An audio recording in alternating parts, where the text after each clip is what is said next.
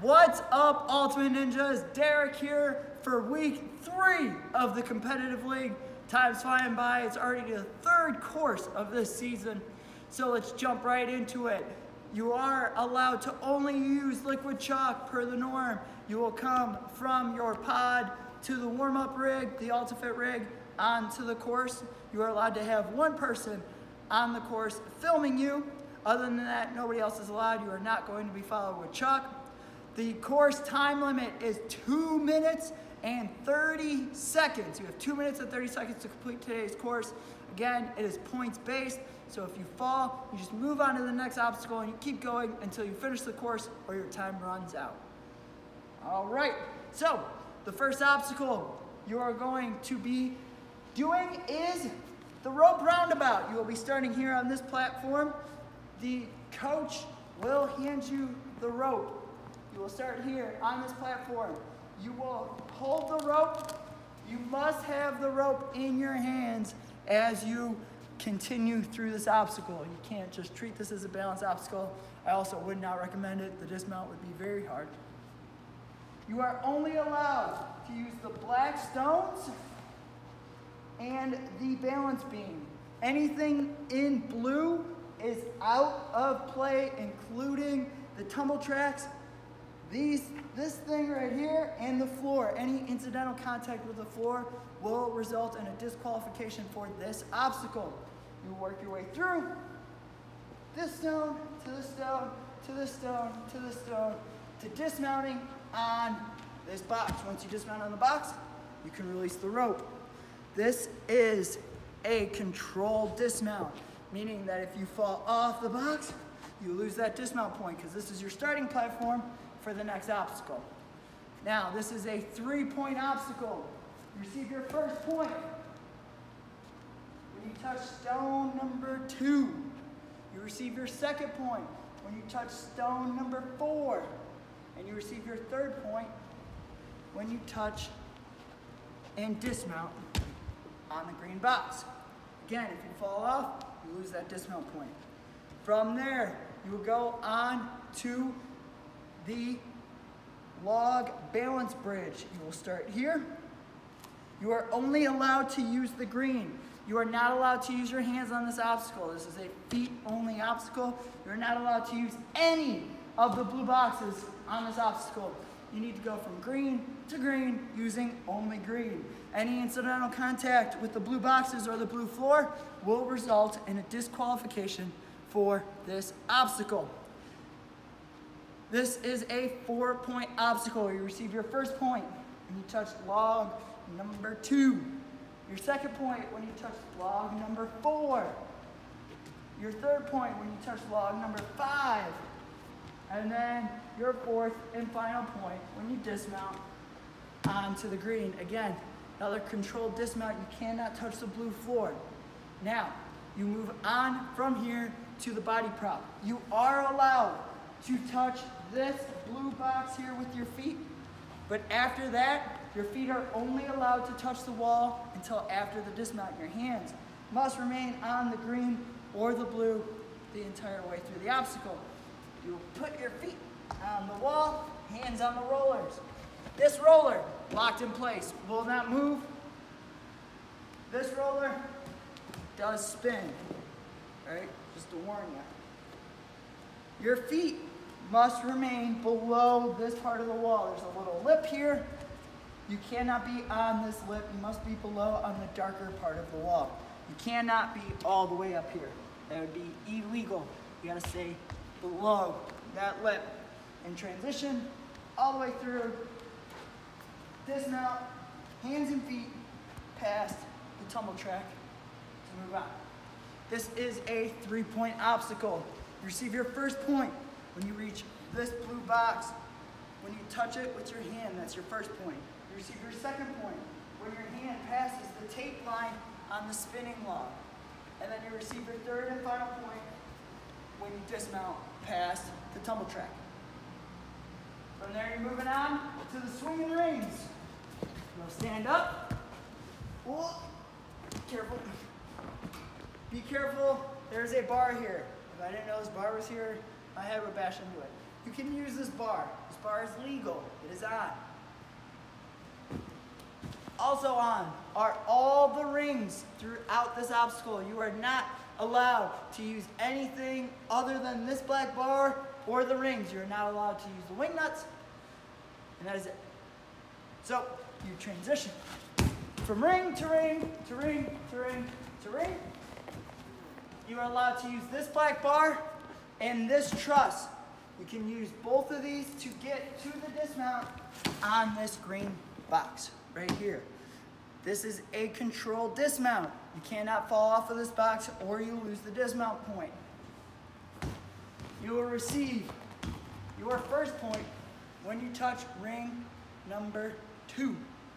You receive your second point when you touch ring number 5. You receive your third and final point when you dismount onto the green. From there, you move on to the grip switcheroo. On this obstacle, you are only allowed to use these small green ledges on the base of these, okay? I want you to come close so you can see these. There's one on each side. There's 3 of these. There's one on each side. You are not allowed to use up here. This is off. This blue is off. That would make your job a lot harder, but we're just gonna say it's off. Green, you can only use the green. And the cones, you cannot be up here. You have to stay on the surface of the cone.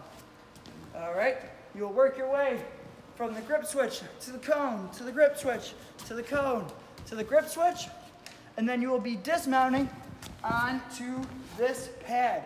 You are not allowed to use this truss. If your momentum carries you into this truss, that is okay. This truss is off limits. Incidental contact will disqualify you from this obstacle. So you will swing from here, dismount on to there. This is a 6-point obstacle. You receive your first point when you touch this green thingy McBobber. That's the technical term.